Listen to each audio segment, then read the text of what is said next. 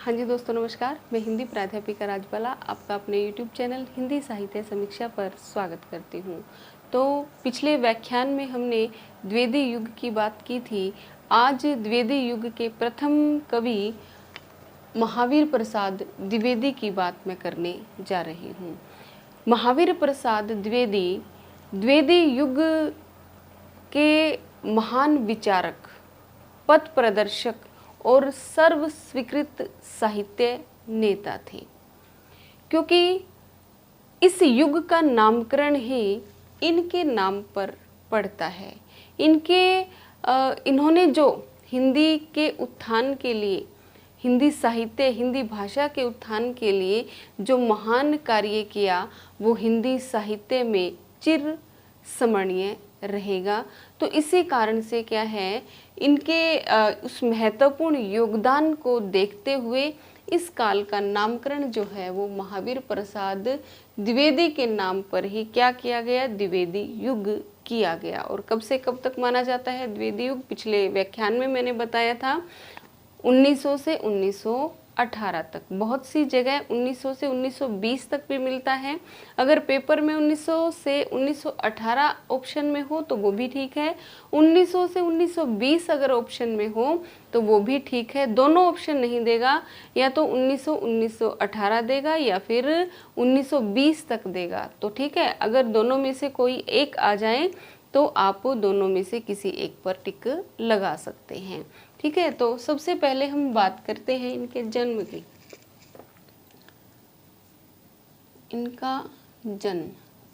इनका जन्म हुआ 1864 ईस्वी में। कहाँ हुआ? उत्तर प्रदेश के रायबरेली जिले के दौलतपुर गांव में हुआ। दौलतपुर गांव में किसमें हुआ? एक सामान्य ब्राह्मण परिवार में इनका जन्म होता है। कब होता है? 1864 ईस्वी में। कहाँ होता है? कौन से प्रदेश में होता है? उत्तर प्रदेश में। जिला कौन सा था? रायबरेली। और गांव कौन सा था? दौलतपुर, ठीक है। और इनके पिता का क्या नाम था? इनके पिता का नाम था राम सहाय द्विवेदी। राम सहाय द्विवेदी। और इनके बचपन का नाम भी था, इनके बचपन का नाम महावीर प्रसाद नहीं था, बल्कि क्या था? महावीर सहाय था। और मैं अगर इनके दादा के नाम की बात करूं तो इनके दादा का नाम था हनुमंत सहाय, जो कि संस्कृत भाषा के बहुत अच्छे विद्वान थे। बचपन का नाम महावीर सहाय क्यों पड़ा?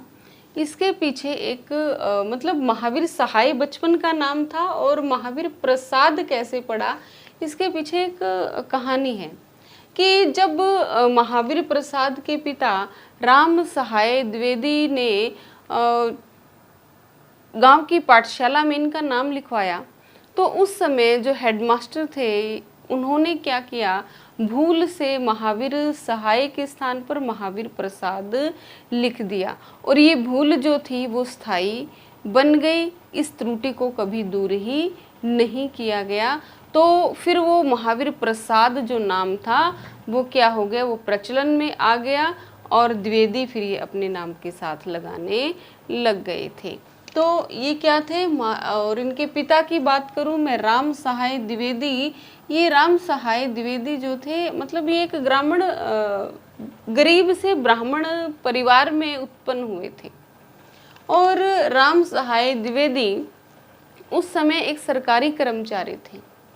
10 रुपये मासिक वेतन पर ये नौकरी किया करते थे और उसी नौकरी से अपना घर खर्च भी चलाते थे और अपनी एकमात्र संतान महावीर प्रसाद को पढ़ाना लिखाना भी वो उसी तनख्वाह में से करते थे, ठीक है। तो इनकी अगर मैं शिक्षा की बात करूं, शिक्षा इनकी कहाँ हुई? इनकी प्रारंभिक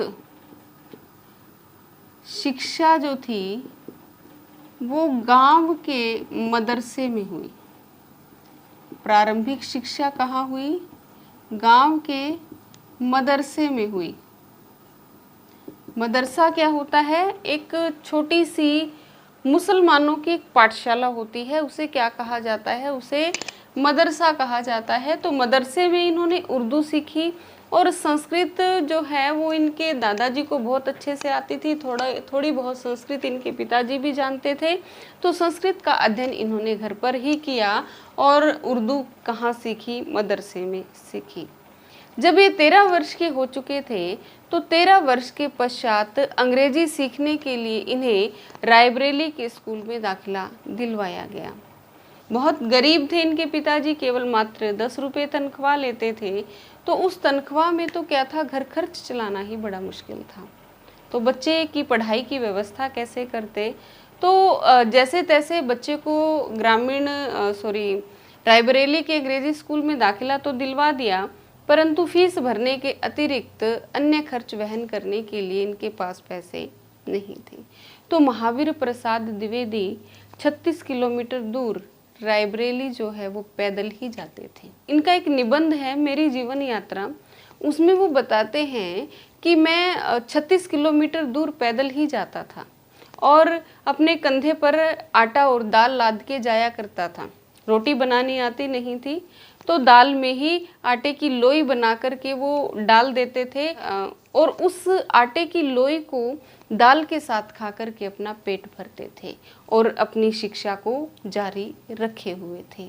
इसी तरह से पहले इन्होंने रायबरेली में दाखिला लिया, फिर रंजीतपुरवा में दाखिला लिया, फिर फतेहपुर के स्कूल में दाखिला लिया और फिर ये उन्नाव के स्कूल में भर्ती हुए। किसी तरह इन्होंने 4 वर्ष ऐसे विभिन्न स्कूलों में नाम लिखवाते हुए और नाम कटाते हुए काट दिए। फिर उसके पश्चात ये अपने पिताजी के पास बम्बई चले गए। बम्बई जाने के पश्चात इन्होंने मराठी का अध्ययन किया। जो संस्कृत इन्हें थोड़ी बहुत आती थी उसका गंभीर अध्ययन किया। उसके साथ ही इन्होंने बंगाली सीखी, गुजराती सीखी, अंग्रेजी जो उन्होंने विभिन्न स्कूलों से थोड़ी बहुत सीखी थी, तो अंग्रेजी का अच्छा ज्ञान जो है वहाँ बम्बई में रह करके इन्होंने प्राप्त किया। परंतु जीविका यापन के लिए उनको भी किसी न किसी रोजगार की ज़रूरत थी। तो इन्होंने 25 वर्ष की आयु में ही रेलवे में नौकरी करना शुरू कर दिया। पढ़ते पढ़ाते ये रेलवे में जो है वो तार बाबू के पद तक पहुंच गए और रेलवे की नौकरी के दौरान ही ये साहित्य अध्ययन से में भी जुटे हुए थे, साहित्य सेवा में भी लगे हुए थे। और उसी दौरान उनकी जो है वो कुछ एक कविताएं सरस्वती पत्रिका में छपने के लिए आती थी, जिस समय उस सरस्वती पत्रिका का संपादन कर रहे थे बाबू श्याम सुंदर दास। तो वो उनकी रचनाओं से बहुत ज़्यादा प्रभावित हुए और महावीर प्रसाद द्विवेदी को उन्होंने 1903 ईस्वी में न्योता दिया सरस्वती पत्रिका का संपादन कार्य संभालने का। महावीर प्रसाद द्विवेदी ने उस निमंत्रण को बहुत खुशी खुशी स्वीकार किया और अपने 200 रुपये मासिक जो तनख्वाह जिस नौकरी में लेते थे उस नौकरी को छोड़कर के उन्होंने 20 रुपये मासिक वेतन की सरस्वती पत्रिका के लिए काम करना उन्होंने ज़्यादा श्रेयकर समझा। ये उनके त्याग का ही परिचय है कि 200 रुपये की नौकरी छोड़ करके वो 20 रुपये में काम करने के लिए तैयार हो जाते हैं। और इसका कारण एक और ये भी था कि ये जीवन यापन के लिए रेलवे की नौकरी तो कर रहे थे, परंतु कहीं ना कहीं इनके मन में ये था कि मुझे साहित्य सेवा करनी है। और इधर से एक अंग्रेज अधिकारी के साथ भी इनकी कहासुनी हो गई, तो वहाँ से वो नौकरी छोड़ देते हैं। 1904 ईस्वी में उस नौकरी से वो त्यागपत्र देते हैं। सरस्वती पत्रिका का कार्यभार कब संभालते हैं? 1903 में संभालते हैं, लेकिन त्यागपत्र वो कब देते हैं? 1904 ईस्वी में देते हैं। ठीक है, शिक्षा कहाँ हुई इसके विषय में और आगे की शिक्षा इन्होंने किस प्रकार जारी की, इस विषय में मैंने आपको बहुत अच्छी प्रकार से समझा दिया है। ठीक है, शिक्षा के पश्चात बात करेंगे इनके संपादन कार्य की। इन्होंने संपादन, जैसा कि सब जानते ही हैं, सरस्वती पत्रिका का इन्होंने क्या किया, संपादन किया। सरस्वती पत्रिका का क्या किया, संपादन किया। चलिए सिर्फ इतना ही लिख लेते हैं, सरस्वती पत्रिका। और ये पत्रिका कहाँ से निकलती थी, ये पत्रिका निकलती थी इलाहाबाद से। और ये कैसी थी, ये पत्रिका मासिक थी। और कब निकलना शुरू हुई थी, 1900 ईस्वी में ये निकलना शुरू हुई थी। और इसके जो प्रतिष्ठापक है, या इस पत्रिका की या इस प्रेस की स्थापना करने वाले कौन हैं, तो वो है चिंतामणि घोष। बहुत इंपॉर्टेंट प्रश्न है, पेपर में बहुत बार पूछ लिया जाता है कि इस प्रेस की स्थापना किसने की, सरस्वती प्रेस की। तो किसने की, चिंतामणि घोष ने इस प्रेस की स्थापना की। और किसके स्थान पर महावीर प्रसाद द्विवेदी ने संपादन का कार्यभार संभाला, तो वो कौन थे, श्याम सुंदर दास। श्याम सुंदर दास। श्याम सुंदर दास ने सरस्वती पत्रिका का संपादन क्यों छोड़ा, क्योंकि जब हिंदी भाषा को कचहरियों में लागू करवा दिया गया और विभिन्न स्कूली पाठ्यक्रमों में भी उसको स्थान दिलवा दिया गया, तो अब आवश्यकता थी विभिन्न पाठ्य पुस्तकों की। तो श्याम सुंदर दास को नागरी प्राचार्य सभा ने बुला लिया पाठ्य पुस्तकों का निर्माण करने के लिए। और फिर उनका स्थान कौन ले लेते हैं, महावीर प्रसाद द्विवेदी। ठीक है, यहाँ तक आपको समझ में आ गया होगा। अब इनके कुछ उपनाम थे, कौन कौन से थे उपनाम। एक तो इन्हें कहा जाता है भुजंग भूषण भट्टाचार्य। भुजंग भूषण भट्टाचार्य और सुकवि किंकर। सुकवि किंकर। परीक्षा में पूछा जा सकता है कि भुजंग भूषण भट्टाचार्य के नाम से कौन लिखते थे, तो वो थे महावीर प्रसाद द्विवेदी। सुकवि किंकर किसे कहा जाता है, तो वो भी कौन है, महावीर प्रसाद द्विवेदी। भुजंग भूषण भट्टाचार्य क्या है, ये इनका एक छद्म नाम है। इस नाम से इन्होंने सरस्वती पत्रिका में ही एक लेख छापा था। कब छापा था, 1908 ईस्वी में। 1908 ईस्वी में। और उसका क्या नाम था, कवियों की उर्मिला विषक उदासीनता। कवियों की उर्मिला विषक उदासीनता। कवियों की उर्मिला विषक उदासीनता एक लेख इन्होंने छापा था 1908 ईस्वी में। किस नाम से छापा था, भुजंग भूषण भट्टाचार्य नाम से प्रकाशित किया था। तो इस लेख का इतना अधिक प्रभाव मैथिली शरण गुप्त पर पड़ा कि उन्होंने लिखा साकेत नामक जो महाकाव्य है वो रच डाला। किसकी प्रेरणा के कारण, महावीर प्रसाद द्विवेदी की प्रेरणा के कारण। ठीक है, तो ये थे इनके उपनाम। महावीर प्रसाद द्विवेदी ने अपने जीवन में गद्य और पद्य को मिलाकर के कुल 80 रचनाएं की। कुल तो नहीं कह सकते, लगभग 80 रचनाएं की। कौन कौन सी थी, कितनी रचनाएं थी इनकी, लगभग 80 रचनाएं थी। लगभग 80 रचनाएं इन्होंने अपने जीवन में लिखी। कुछ रचनाएं जो थी वो उनकी अनूदित थी और कुछ मौलिक थी। अनूदित गद्य रचनाएं इनकी थी, अनूदित गद्य रचनाएं जिनकी संख्या थी 14 और मौलिक गद्य रचनाएं इनकी थी 50। मौलिक गद्य रचनाओं की संख्या थी 50 और अनूदित पद्य रचनाएं, अनूदित पद्य रचनाएं थी इनकी 8 और मौलिक पद्य रचनाएं थी इनकी 9। तो इस प्रकार से इन्होंने क्या है लगभग 80 रचनाएं अपने जीवन में प्रकाशित करवाई।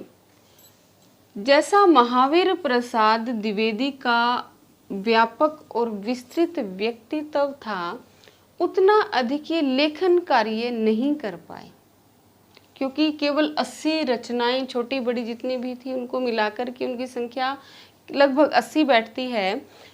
ऐसा क्यों था कि इतने विराट व्यक्तित्व के धनी व्यक्ति होने के बावजूद पूरे युग का नामकरण इनके व्यक्तित्व को आधार बना करके इनके हिंदी साहित्य सेवा के जो कार्य हैं उनको आधार बना करके किया गया, परंतु रचनाएं इनकी थोड़ी सी हैं। इसका कारण है क्योंकि महावीर प्रसाद द्विवेदी ने जब सरस्वती पत्रिका का कार्यभार संभाला तो उस समय उन्होंने देखा कि हिंदी की जो स्थिति है वो बिल्कुल अस्त व्यस्त है, अच्छी नहीं है। क्योंकि अभी भी खड़ी बोल जो है वो दोहरी स्थिति बनी हुई है भाषा के प्रयोग को लेकर के।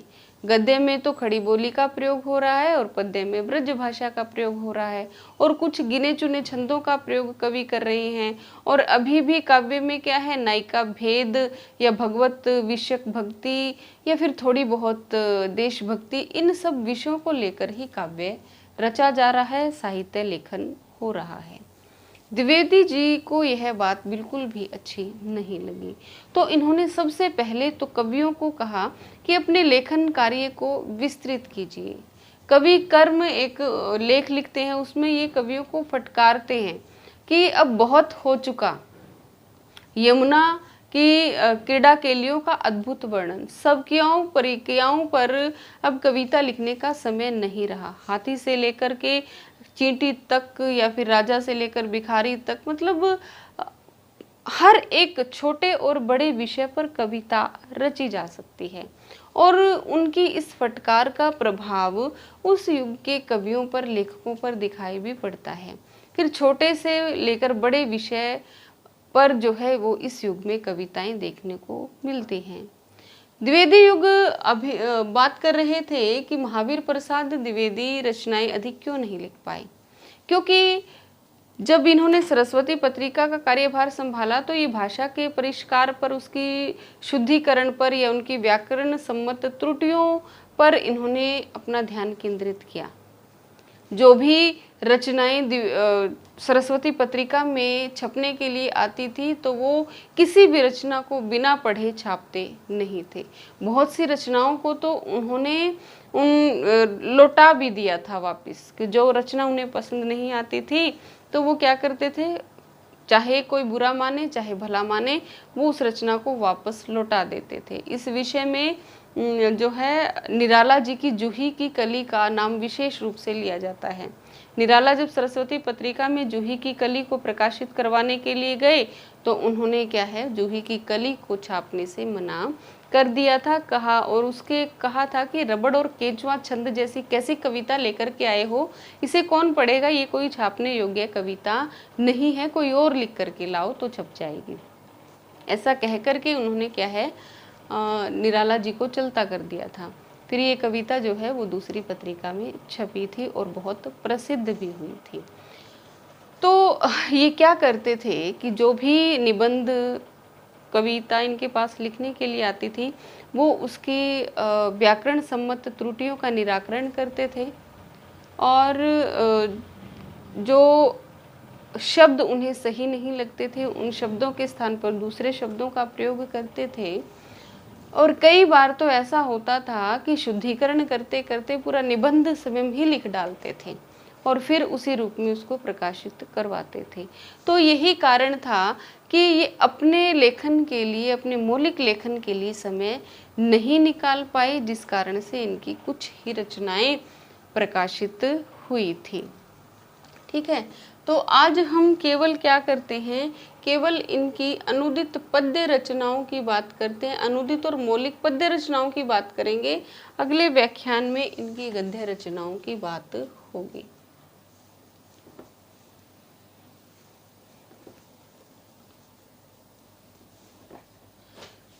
तो सबसे पहले हम इनकी अनुदित रचनाओं की बात करते हैं, अनुदित में भी पद्य रचनाओं की बात करेंगे।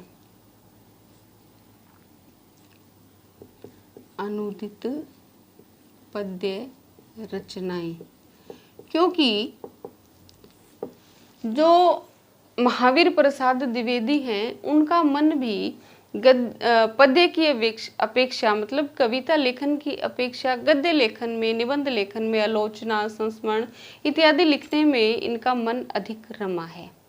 कविता के क्षेत्र में ये कोई अधिक कार्य नहीं कर पाए और कुछ एक ही कविताएं इन्होंने लिखी है जो इतनी अधिक उत्कृष्ट भी नहीं है। ये स्वयं अपनी कविताओं को तुकबंदी कहते हैं।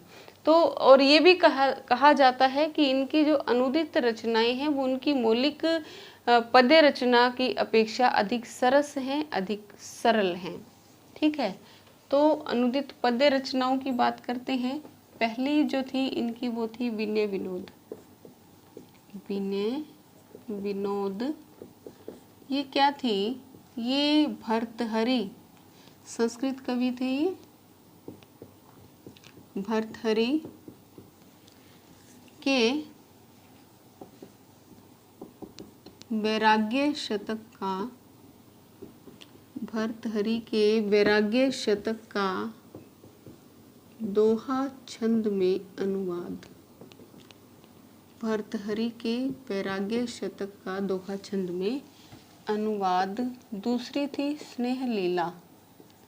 स्नेह लीला ये क्या थी, ये भी भर्तहरि के श्रृंगार शतक, भर्तहरि के श्रृंगार शतक का दोहा छंद में अनुवाद मिलता है इसमें भी।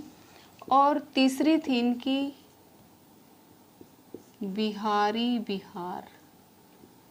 बिहारी बिहार, बिहारी को बिहारी नाम को देखकर आप कंफ्यूज मत हो जाइए कि शायद ये बिहारी के दोहों का अनुवाद होगा या ऐसा कुछ नहीं था। इसमें जयदेव के गीत गोविंद का, जयदेव के गीत गोविंद का संक्षिप्त अनुवाद है। ये क्या है, जयदेव के गीत गोविंद का संक्षिप्त अनुवाद। चौथा था इनका विनय विनोद, स्नेह लीला, बिहारी बिहार और गंगा लहरी। गंगा लहरी ये क्या था, ये था पंडित राज जगन्नाथ, पंडित राज जगन्नाथ की गंगा लहरी का, गंगा लहरी का सवैया छंद में अनुवाद।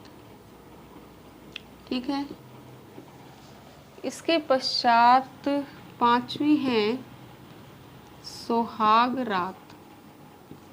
सुहाग रात ये क्या है, ये अप्रकाशित है, यह अप्रकाशित है। इसमें क्या है, इसमें बायरन एक अंग्रेजी कवि है, बायरन की ब्राइडल नाइट, ब्राइडल नाइट का छाया अनुवाद है। मतलब वैसा का वैसा क्या कर दिया है, उसका अनुवाद कर दिया है, उसको ट्रांसलेट कर दिया है। अप्रकाशित है परंतु ये प्रकाशित नहीं हुआ। छठा है श्री महिमन स्तोत्र। श्री महिमन स्तोत्र ये क्या है? संस्कृत रचना,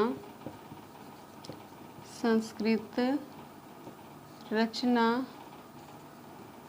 महिमन स्त्रोत का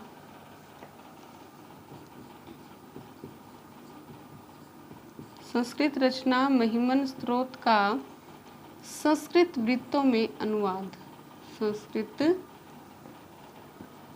वृत्तों में अनुवाद। 7वीं है ऋतु संहार, ऋतु संहार। यह क्या है? कालिदास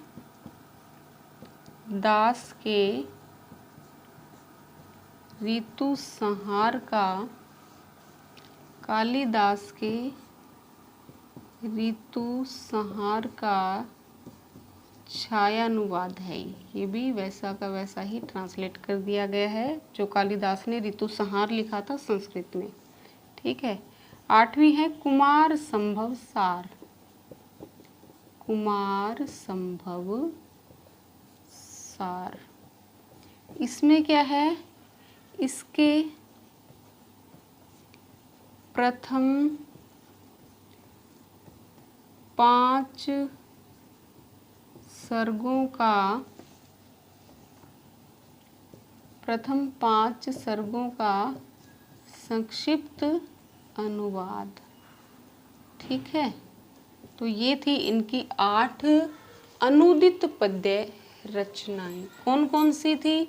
विनय विनोद किसकी लिखी हुई है? वैसे तो मौलिक रूप से वैराग्य शतक है, ये भर्तृहरि का लिखा हुआ, परंतु महावीर प्रसाद द्विवेदी ने विनय विनोद नाम से इसका किसमें अनुवाद किया? दोहा छंद में। स्नेह लीला भी भर्तृहरि ने लिखी थी श्रृंगार शतक नाम से, और महावीर प्रसाद द्विवेदी ने फिर इसका दोहा छंद में अनुवाद कर दिया स्नेह लीला नाम से। बिहारी विहार, ये बहुत ध्यान से याद करने की है। क्या है इसमें? जयदेव के गीत गोविंद का संक्षिप्त अनुवाद इन्होंने किया है। गंगा लहरी, पंडित राज जगन्नाथ की जो गंगा लहरी इन्होंने लिखी थी उसका किसमें अनुवाद कर दिया? उसमें सवैया छंद में अनुवाद कर दिया इन्होंने गंगा लहरी नाम से ही। सुहागरात जो अंग्रेजी कवि बायरन की ब्राइडल नाइट है उसका जो है वो हिंदी रूपांतरण कर दिया इन्होंने सुहागरात नाम से, परंतु ये क्या है? अप्रकाशित है। 6ठी है श्री महिमन स्त्रोत, ये संस्कृत रचना थी एक महिमन स्त्रोत, उसका संस्कृत वृत्तों में इन्होंने अनुवाद किया। 7वीं ऋतु संहार कालिदास की है, जैसा आप जानते ही हैं। इसका क्या कर दिया? इसने छाया अनुवाद कर दिया। छाया अनुवाद का मतलब होता है कि इसमें जो कवि है उसने अपनी तरफ से कुछ नहीं लिखा, बल्कि जैसा जो मौलिक कवि है उसने लिखा था वैसा ही उसके भावों को उसी रूप में दूसरी भाषा में क्या कर दिया गया? ट्रांसलेट कर दिया गया या अनुदित कर दिया गया। ठीक है। कुमार संभव सार, इसके प्रथम 5 सर्गों का संक्षिप्त अनुवाद किया है। कुमार संभव सार भी किसकी रचना थी? कालिदास की रचना थी, और इसके जो पहले 5 सर्ग थे केवल उनका संक्षिप्त अनुवाद इन्होंने किया था। ठीक है। ये उम्मीद है कि आपको समझ में आ गया होगा। इसका या तो स्क्रीनशॉट ले लीजिए या फिर आपने नोट तो कर ही लिया होगा, शायद नहीं किया है तो वीडियो को रोक के आप ऐसा कर सकते हैं। ठीक है। हम बात करेंगे इनकी मौलिक पद्य रचनाओं की। जैसा कि मैंने आपको बताया कि इनकी मौलिक पद्य रचनाएं जो है वो इतनी अधिक सरस नहीं है, भावात्मक नहीं है, केवल कुछ ही मौलिक पद्य रचनाएं, और स्वयं जो है वो अपनी पद्य रचनाओं को तुकबंदी कहते हैं। ठीक है। तो कौन कौन सी थी इनकी? पहली तो थी देवी स्तुति शतक, देवी स्तुति शतक कब प्रकाशित हुई थी? 1892 में। दूसरी थी समाचार संपादन सत्व, ये प्रकाशित हुई थी 1892 में। तीसरी थी इनकी कान्य कुब्जावली व्रतम, कान्य कुब्जावली व्रतम, ये भी प्रकाशित हुई थी 1892 में। चौथी थी नागरी, ये प्रकाशित हुई थी 1900 में। पांचवी थी काव्य मंजूषा, काव्य मंजूषा, ये प्रकाशित हुई थी 1903 में। छठी थी कान्य कुब्जावली, कान्य कुब्ज अबला विलाप, कान्य कुब्ज अबला विलाप, ये थी 1907 में। आठवीं थी इनकी सुमन, जो कि इन्होंने सरस्वती पत्रिका का संपादन कार्य छोड़ने के बाद प्रकाशित करवाई थी 1923 में। आठवीं थी कविता कलाप, कविता कलाप, ये क्या है? ये जो इनके मंडल के जो कवि थे, जैसे कि मैथिली शरण गुप्त, बता देती हूँ, लिखने में ज़्यादा समय लग जाएगा। मैथिली शरण गुप्त, गया प्रसाद शुक्ल स्नेही, अयोध्या प्रसाद हरियोध, इस तरह जो इनके मंडल के कवि थे उनकी रचनाओं का संकलन इसमें किया गया है। कविता कलाप नाम से उनको संग्रहित किया गया है। और यह कब प्रकाशन में आई थी? यह प्रकाशन में आई थी 1909 में। ठीक है। और नौवीं है इनकी द्विवेदी काव्यमाला, द्विवेदी काव्यमाला 1940 में, जो कि इनकी मृत्यु उपरांत प्रकाशित हुई। इनकी जितनी भी काव्य कृतियाँ थी सबको एक पुस्तक का रूप दे दिया गया, एक ही पुस्तक में संकलित कर लिया गया और नाम रखा गया द्विवेदी काव्यमाला। और कब प्रकाशित हुई थी? 1940 में, क्योंकि 1938 में 74 साल की आयु में महावीर प्रसाद द्विवेदी क्या हो गए थे? में मृत्यु इनकी हो गई थी, इस संसार को अलविदा कर गए थे। ठीक है। तो कौन कौन सी पद्य रचनाएं इनकी हैं? देवी स्तुति शतक 1892 में, समाचार संपादन सत्व 1892, कन्या कुब्जावली वृत्तम 1898 है, 1898, नागरी 1900, काव्य मंजूषा 1903, कन्या कुब्ज अबला विलाप 1907, सुमन 1923, कविता कलाप 1909, द्विवेदी काव्यमाला 1940। ये क्या है? इनकी संपूर्ण रचनाओं का संकलन है। तो इनकी कितनी मैंने बताई थी आपको? मौलिक जो है वो इनकी 9 है और अनुदित पद्य रचनाएं इनकी 8 हैं, जिनकी बात हमने व्याख्यात्मक रूप से कर ली है। तो आज के व्याख्यान में बस इतना ही। अगले व्याख्यान में मैं इनकी पद्य रचनाओं की और अन्य गद्य रचनाओं की और अन्य कुछ विशेषताओं की बात करूंगी, कुछ उपाधियों की बात की जाएगी। तो तब तक के लिए नमस्कार। आपका दिन शुभ हो, रात्रि मंगलमय हो, और मेरे चैनल को लाइक कीजिए, शेयर कीजिए और सब्सक्राइब कीजिए। धन्यवाद।